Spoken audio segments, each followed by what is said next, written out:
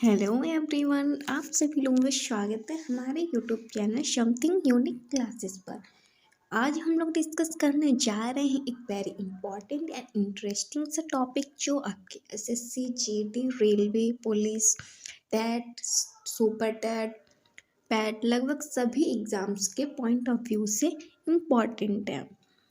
आपके जितने भी कॉम्पिटिटिव एग्ज़ाम्स हैं उन सभी कॉम्पिटिटिव एग्ज़ाम्स में इस टॉपिक से रिलेटेड क्वेश्चंस आते हैं। बेटा वो हमारा कौन सा टॉपिक है? वो हमारा जियोग्राफी का टॉपिक है। कौन सा टॉपिक है? तो आज का पृथ्वी की आंतरिक संरचना यानी कि internal structure of the earth. जब भी हम कोई भी सब्जेक्ट पढ़ते हैं तो सबसे पहले हमें ये पता होना चाहिए कि वो हमें चीज़ कैसे पता लगी, यानी कि हमें पृथ्वी की आंतरिक संरचना के बारे में कैसे पता लगा। तो सबसे पहले हम ये जानेंगे पृथ्वी की आंतरिक संरचना के बारे में कैसे पता चला। तो पृथ्वी की आंतरिक संरचना को जानने के दो स्रोत हैं।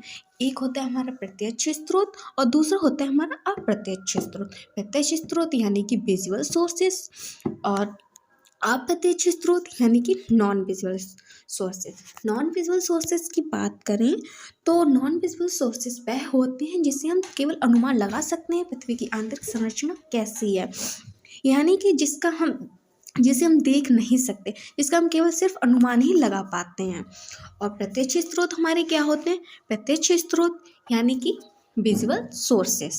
विजुअल सोर्सेस वह होते हैं जिसे हम देखकर पृथ्वी की आंतरिक संरचना के बारे में बता सकते हैं कि पृथ्वी की आंतरिक संरचना कैसी है। अगर बेटा विजुअल सोर्सेस की बात करें तो इसमें हमारा पहला सोर्सेस आता है, वह होता है टेम्परेचर। पहला सोर्सेस हमारा होता है टेम्परेचर, यानी कि आप सभी लोगों को पता ही होगा जैसे जैसे हम पृथ्वी के अंदर की ओर जाते हैं तो वैसे वैसे टेम्परेचर बढ़ता जाता है, यानी कि पृथ्वी की आंतरिक संरचना का ताप बढ़ता जाता है। जैसे जैसे हम अंदर की ओर जाएंगे पृथ्वी के वैसे वैसे तापमान बढ़ता जाएगा। क्या प्रति 32 मीटर जाने पर 1 डिग्री सेल्सियस तापमान बढ़ेगा, यानी कि बेटा हम जैसे जैसे पृथ्वी के अंदर की जो ओर जाएंगे वैसे वैसे टेम्परेचर बढ़ेगा और प्रति 32 मीटर जाने पर 1 डिग्री सेंटीग्रेड तापमान बढ़ेगा। और जो हमारा अगला सोर्सेस है वो होता है प्रेशर, यानी कि दाब। जैसे जैसे हम पृथ्वी के अंदर की ओर जाएंगे तो वैसे वैसे पृथ्वी की ऊपरी सतह का भार बढ़ेगा और पृथ्वी के अंदर की ओर जाने पर उसका प्रेशर बढ़ता जाएगा, यानी कि दाब बढ़ता जाएगा। तो जैसे जैसे हम पृथ्वी के अंदर की ओर जाएंगे तो वैसे टेम्परेचर के साथ साथ उसका दाब यानी कि प्रेशर भी बढ़ता जाएगा और प्रेशर के साथ साथ उसकी डेंसिटी भी बढ़ेगी, यानी कि पृथ्वी की आंतरिक संरचना और भी जटिल कॉम्प्लेक्स होती जाएगी। और जैसे जैसे हम पृथ्वी के अंदर को जाएंगे वैसे वैसे दाब बढ़ेगा, यानी कि डेंसिटी बढ़ेगी, घनत्व बढ़ेगा और पृथ्वी की आंतरिक संरचना और भी ज़्यादा कॉम्प्लेक्स और जटिल होती जाएगी, है ना बेटा। जो हमारा अगला सोर्सेस है पृथ्वी की आंतरिक संरचना को जानने का वो होता है डेंसिटी, यानी कि घनत्व। जैसा कि मैंने अभी आप लोगों को बताया प्रेशर यानी कि दबाव, जैसे जैसे हम पृथ्वी के अंदर कर जाएंगे वैसे वैसे दाब बढ़ेगा। तो दाब बढ़ने के साथ साथ घनत्व भी बढ़ेगा, यानी कि डेंसिटी भी बढ़ेगी। तो ये तो हमारे कुछ सोर्सेस की बात होगी पृथ्वी की आंतरिक संरचना जानने की, है ना बेटा। तो अब हमारा जो अगला सोर्सेस है जिससे हम पृथ्वी की आंतरिक संरचना के बारे में जानेंगे वो हमारा अगला सोर्सेस क्या है बेटा? वो हमारा अगला सोर्सेस है वोल्केनो, यानी कि ज्वालामुखी। ज्वालामुखी क्या होता है? तो सबसे पहले हम ये जान लेते हैं कि ज्वालामुखी क्या होता है। ज्वालामुखी से हम कैसे पता लगा सकते हैं कि पृथ्वी की आंतरिक संरचना कैसी, कैसे हम जान लेते हैं कि पृथ्वी की आंतरिक संरचना कैसी है, यानी कि इंटरनल स्ट्रक्चर उसकी कैसी है। तो बेटा जब भी ज्वालामुखी का उद्वेलन होता है, यानी कि ज्वालामुखी का विस्फोटन होता है तो उससे कुछ पदार्थ निकलता है, यानी कि लावा, मैग्मा वगैरह। तो जो वो लावा निकलता है उसमें पाए जाने वाले तत्वों को हम देखकर ये बता सकते हैं कि पृथ्वी की आंतरिक संरचना में कौन कौन से तत्व पाए जाते हैं, यानी कि कौन कौन सी धातुएं पाई जाती हैं, कौन कौन से पदार्थ हैं जो कि पृथ्वी की आंतरिक संरचना में विद्यमान हैं। तो उन्हें देखकर हम पता लगा सकते हैं कि पृथ्वी की आंतरिक संरचना कैसी है, यानी कि इसमें कौन कौन से तत्व पाए जाते हैं, है ना, कौन कौन सी धातुएं पाई जाती हैं। और हमारा अगला सोर्सेस है वो है अर्थक्वेक। तो अर्थक्वेक यानी कि भूकंप, भूकंप क्या होता है और इसके बारे में हमें कैसे पता लगता है, इससे हमें कैसे पता लगता है कि पृथ्वी की आंतरिक संरचना कैसी है। तो बेटा जब भी पृथ्वी की आंतरिक संरचना में जो चट्टानें होती हैं वो खिसकती हैं या आपस में टकराती हैं, यानी कि बेटा जो पृथ्वी की आंतरिक संरचना में जो चट्टानें हैं वो खिसकती हैं या टकराती हैं, तो तभी भूकंप आता है, सुनामी आती हैं। तो जिससे कि हम पता लगा सकते हैं कि पृथ्वी की आंतरिक संरचना कैसी है, यानी कि इससे हमें कैसे पता चलता है कि पृथ्वी की आंतरिक संरचना की चट्टानें टकरा रही हैं जिससे भूकंप, सुनामी, ट्रेमर आ रहे हैं।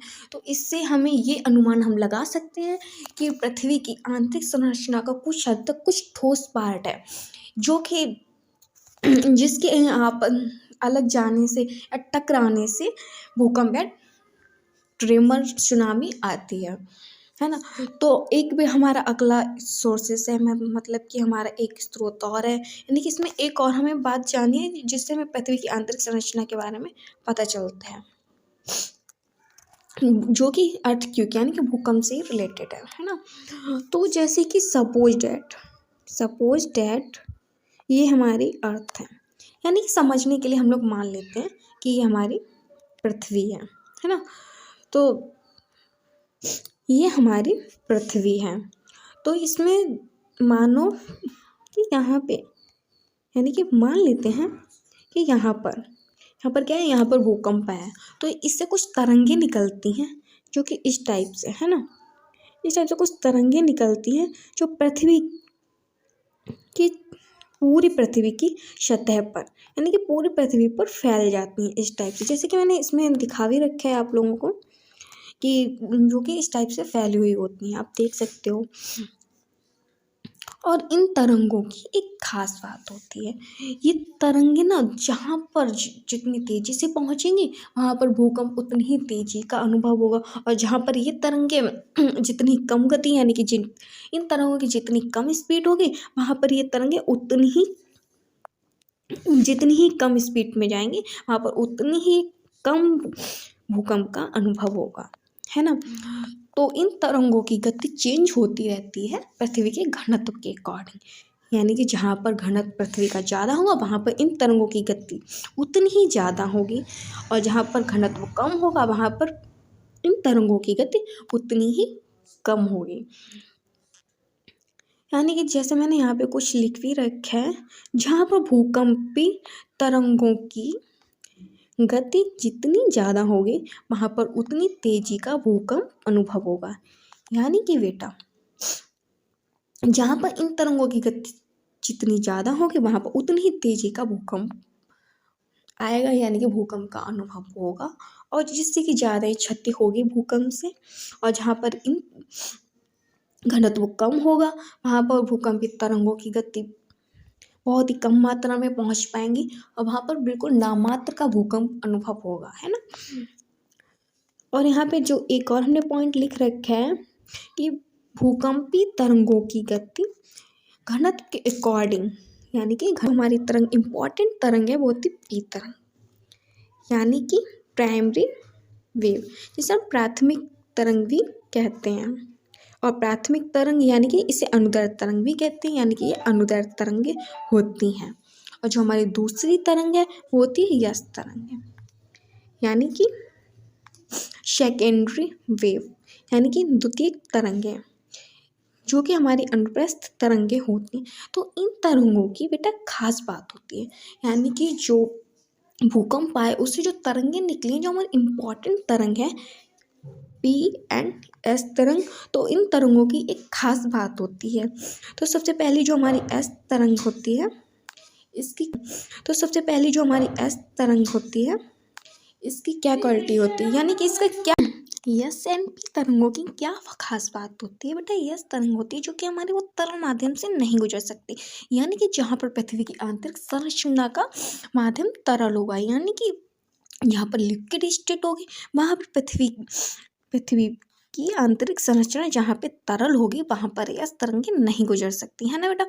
और जो हमारी अगली तरंग है वो होती है पी तरंग, पी तरंग की क्या खास बात होती है, पी तरंग यहाँ पर तरल माध्यम होगा, वो वहाँ यानी कि लिक्विड स्टेट होगी, तो वो पी तरंग उस माध्यम से गुजर तो जाएगी, लेकिन क्या होता है उसकी स्पीड कम हो जाती है, उसकी क्या है स्पीड कम हो जाएगी बेटा। इस जैसे कि जो हमारी एस तरंग है वो तरल माध्यम यानी कि जहाँ पर पृथ्वी की आंतरिक संरचना तरल है यानी कि लिक्विड स्टेट है, तो वहाँ से वो नहीं गुजर सकती, और जो हमारी पी तरंग है तो वो उस माध्यम से गुजर सकती है। तो इससे हम ये कह सकते हैं, ये जान सकते हैं कि पृथ्वी की आंतरिक संरचना कहाँ पर लिक्विड है, यानी कि पृथ्वी की आंतरिक संरचना कहाँ पर तरल माध्यम में पाई जा रही है, पृथ्वी की कौन सी जगह है जहाँ पर तरल माध्यम पाया जाता है, इन तरंगों के द्वारा हम पता लगा सकते हैं, है ना बेटा। तो जो हमारी अब ये घनत्व इंक्रीज, पी एस तरंगों की गति इंक्रीज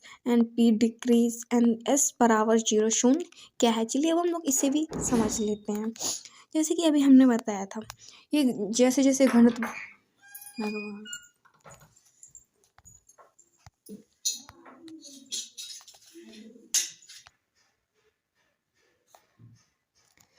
यानी कि घनत्व इंक्रीज क्या है, यानी कि बेटा जैसे अभी हमने बताया था कि जैसे जैसे घनत्व बढ़ेगा वैसे वैसे इन तरंगों की स्पीड भी बढ़ेगी, यानी कि पृथ्वी का घनत्व जहाँ पर बढ़ेगा यानी कि जहाँ पर घनत्व ज़्यादा होगा वहाँ पर इन तरंगों की स्पीड भी, इन तरंगों की गति भी तेज होगी, यानी कि इन तरंगों की गति भी ज़्यादा होगी, है ना।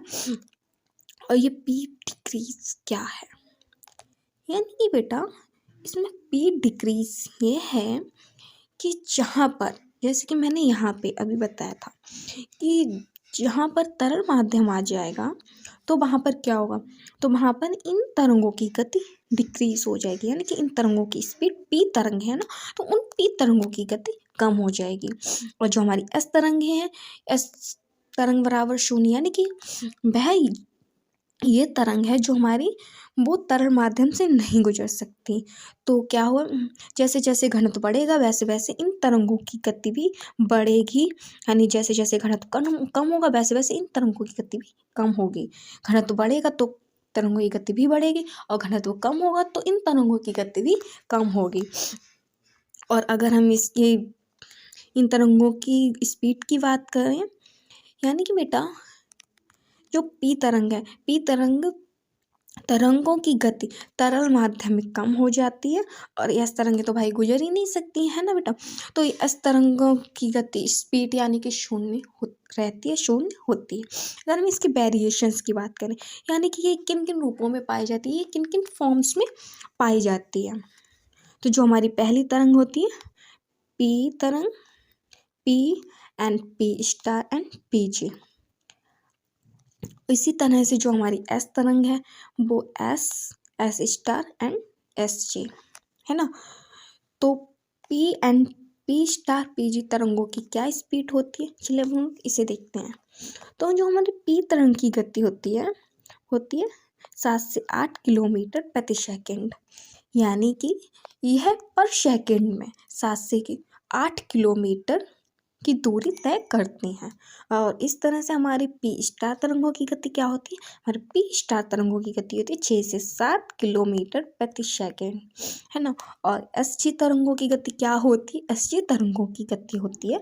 अभी हम क्या बात करेंगे, अभी हम एस एंड पी तरंगों के बारे में बात करेंगे, फिर इसके बाद हम लोग फिर हम P and P G S and S G यानी कि P star and P G S star and S G तरंगों के बारे में भी बात करेंगे। यानी कि ये जहाँ पर असमता यानी कि डिसकॉन्टिन्यूटी आ जाएगी तो वहाँ पर हम इन तरंगों के बारे में बात करेंगे। जैसे कि मैंने भी ये वर्ड यूज़ किया यानी कि डिसकॉन्टिन्यूटी, असमता। क्या होता है असमता, डिसकॉन्टिन्यूटी क्या होता है, चलिए हम लोग पहले इसे जान लेते हैं ना। असमता क्या होती है, डिसकॉन्टिन्यूटी क्या होता है।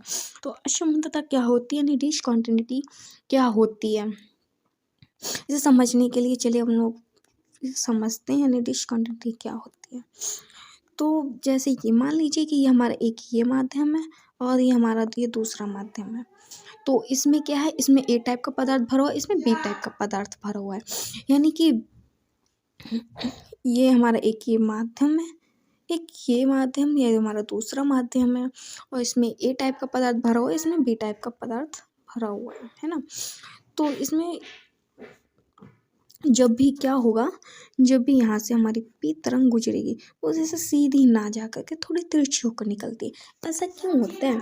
ऐसा इसलिए होता है कि जैसे कि आप लोगों ने ये पढ़ा होगा कि जैसे जैसे जब भी हम कभी एक माध्यम से दूसरे माध्यम में, यानी कि जब भी कोई तरंग एक माध्यम से दूसरे माध्यम में जाती है तो वह अपने मार्ग से विचलित हो जाती है, यानी कि वह अपने मार्ग से सीधी ना होकर के थोड़ी तिरछी और होकर, यानी डिफ्लेक्ट, यानी कि वह अपने मार्ग से थोड़ी विचलित हो जाती है ना। तो आप लोगों ने ये तो पता ही होगा, आप लोगों को ये जानते हो ऐसा क्यों होता है। यानी कि इसके साथ साथ इसकी गति भी चेंज हो जाती है, यानी कि इसकी स्पीड भी चेंज होती है। जैसे कि मैंने अभी आप लोगों को बताया था कि जैसे कि मैंने अभी आप लोगों को बताया था, क्या बताया था, हमने अभी बताया था कि जैसे जैसे घनत्व बढ़ेगा वैसे वैसे इन तरंगों की गति भी, स्पीड भी बढ़ेगी। जैसे जैसे घनत्व कम होगा वैसे ही वैसे इन तरंगों की स्पीड भी कम होगी, है ना। तो इन तरंगों की स्पीड भी कम होगी, यानी कि बेटा जहाँ पर ये हमारी तरंग पी तरंग की गति चेंज हुई है, यानी कि जहाँ पर ये तरंग डिफ्लेक्ट हुई है, तो ये मतलब कि वह क्षेत्र क्या कहलाता है? वह क्षेत्र संक्रमण क्षेत्र, यानी कि ट्रांजिशन जोन कहलाता है। और यह पूरी प्रोसेस क्या कहलाती है? यह पूरी प्रोसेस डिसकॉन्टिन्यूटी यानी असमर्थता कहलाती है। डिसकॉन्टिन्यूटी असमर्थता क्यों कहते हैं? क्योंकि जो हमारी ये पी तरंग है, जहाँ पर ये अपने मार्ग से डिफ्लेक्ट हुई है, विचलित हुई है, तो वहाँ पर इस तरंग का ना ए माध्यम से संबंध है ना बी माध्यम से, तो तभी इसे हम असमर्थता, यानी इसीलिए हम इसे असमर्थता यानी कि डिसकॉन्टिन्यूटी कहते हैं। ठीक है बेटा। तो डिसकॉन्टिन्यूटी क्या होता है? तरंग का एक माध्यम से दूसरे माध्यम में जाना, यानी कि उसका विचलित होना, यानी कि जो हमारी ये पी तरंग है वो की विचलित हुई है अपने मार्ग से, जो सीधी ना निकल करके थोड़ी तिरछी होकर ऐसे जाती है ना। तो इस तरह की स्पीड भी चेंज हो, इसे ही हम असमर्थता यानी कि डिसकॉन्टिन्यूटी कहते हैं, है ना बेटा। तो आज की इस क्लास में हम लोगों ने क्या देखा? आज की इस क्लास में हम लोगों ने देखा कि पृथ्वी, ये तो हमने अभी टॉपिक स्टार्ट किया, पृथ्वी की आंतरिक संरचना, internal structure of the earth, ये तो टॉपिक हमारा चल रहा है ना। तो इसमें हम लोगों ने क्या देखा? इसमें हम लोगों ने देखा प्रत्यक्ष स्रोत यानी कि विजुअल सोर्सेस क्या होते हैं, इसमें हमने देखा टेम्परेचर क्या है ना, कि जैसे जैसे हम पृथ्वी के अंदर की ओर जाएंगे वैसे वैसे तापमान बढ़ता जाएगा। और फिर हम लोगों ने डेंसिटी देखा, द प्रेशर देखा, है ना, वॉल्केनो देखा, ज्वालामुखी, अर्थक्वेक देखा क्या होता है ना। इसके बाद हम लोगों ने देखा कि जहाँ पर भूकंप आता है उनसे कौन कौन सी तरंगें निकलती हैं, इन तरंगों की स्पीड चेंज होती रहती है घनत्व के अकॉर्डिंग, है ना। इन तरंगों की गति चेंज होती रहती है घनत्व के अकॉर्डिंग। इसके बाद हम लोगों ने क्या देखा? इसके बाद हम लोगों ने ये देखा जो हमारी इम्पोर्टेंट तरंगें हैं, पी एंड एस तरंग, यानी कि जो हमारी इम्पोर्टेंट जो तरंग है होती पी एंड एस तरंग। पी एन एस तरंग होती है जिसे हम primary wave and secondary wave भी बोलते हैं, यानी कि अनुदैर्ध्य एंड अनुप्रस्थ तरंग। इन तरंगों की एक खास बात होती है तरल माध्यम से, यानी कि ये तरंग तरल माध्यम से नहीं गुजरेगी और पी तरंग तरल माध्यम से गुजर जाएगी, है ना। फिर हम लोगों ने इसके वेरिएशंस की बात की है, किन किन रूप्स में, किन किन फॉर्म्स में पाई जाती है, इनकी स्पीड क्या होती है, जो हमारी एस एंड पी तरंगें हैं ना, तो इसके बारे में हम लोगों ने देखा। फिर हम लोगों ने क्या देखा? फिर हमने आज के इस क्लास में हम लोगों ने देखा कि असंबद्धता क्या होती है, यानी कि डिसकॉन्टिन्यूटी क्या है बेटा, है ना। तो डिसकॉन्टिन्यूटी असंबद्धता क्या होती है? असंबद्धता देखी, जैसे कि हम लोगों ने जाना कि जब कोई तरंग एक माध्यम से दूसरे माध्यम में जाती है तो वह तरंग अपने मार्ग से विचलित हो जाती है, वह सीधी ना निकल कर थोड़ी तिरछी होकर निकलती है। तो और जहाँ पर ये पूरी प्रोसेस होती है, प्रक्रिया होती है, उसे ट्रांजिशन जोन यानी कि संक्रमण क्षेत्र कहते हैं। और और यह पूरी प्रोसेस ट्रांजिशन जोन कहलाती है। तो आज के इस क्लास में हम लोगों ने देखा कि कुछ हम लोगों ने पृथ्वी की आंतरिक संरचना को जानने की कुछ इम्पॉर्टेंट चीज़ें, कुछ इम्पॉर्टेंट जो हमारे लिए पृथ्वी की आंतरिक संरचना को जानने के लिए कुछ इम्पॉर्टेंट जानकारी थी, उस सब के बारे में हम लोगों ने जाना। तो और हम लोग अब बेटा अगली क्लास में हम लोग जानेंगे, हम लोग अगली क्लास में पृथ्वी क्या जानेंगे। चलिए भाई वो भी बताती हूँ। तो बेटा अगली क्लास में हम लोग जानेंगे इसकी कौन कौन सी प्रॉपर्टी पाई जाती है, यानी कि पूरी अर्थ को 3 प्रॉपर्टियों में बांटा गया है।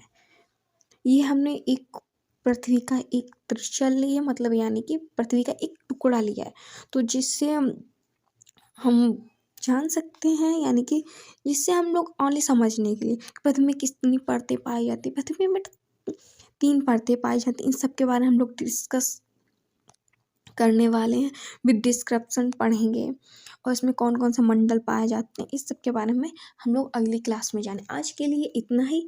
आपको हमारा ये वीडियो पसंद आया हो तो इस वीडियो को लाइक शेयर करिएगा और कमेंट करना ना भूलिएगा, है ना। जब तक के लिए नमस्कार, थैंक यू।